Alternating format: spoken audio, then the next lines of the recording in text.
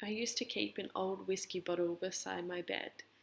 It was the kind I could never afford, but tasting it made me feel decadent. So I took what was left home from work one day, filled it with water, stuck it on my windowsill, and watched as the curved glass obscured the night sky.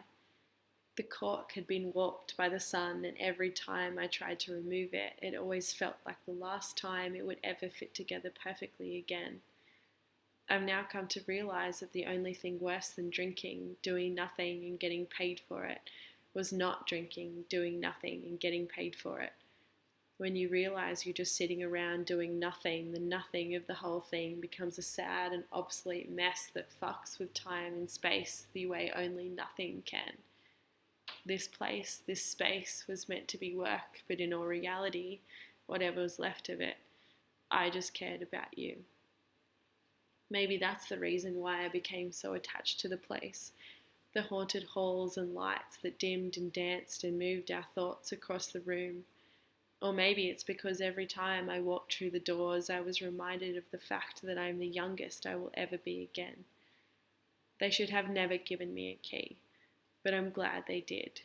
Because now it's not just a space, it's not just a bar, it's not just some giant empty venue where the sound of crushed cans and bad first dates are lost amongst rotting beams and dated stained glass scenes. It became the one place I knew we were meant to be, for whatever reason, that night when you showed up on my doorstep, reminding me that years can be new, and you can find more than an antidote to being told you're no good at a job that you hate, at the bottom of a bottle. This is the place that held me in my mornings before you. This is the place and space which occupied my nights and filled my head with thoughts of all I had ever wanted. This is the place where you and I stood on tables and together realized the why.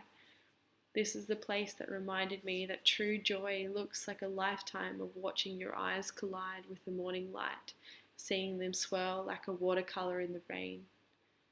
This is the place where you truly became the quiet chaos and force of life I had no idea just how much I was missing. This is the place where I watched you tip the edge of a bottle to the sky as you reminded me there is so much more to life than simply being alive. Now that bottle sits by my bedside, and now this is the place, my secret space.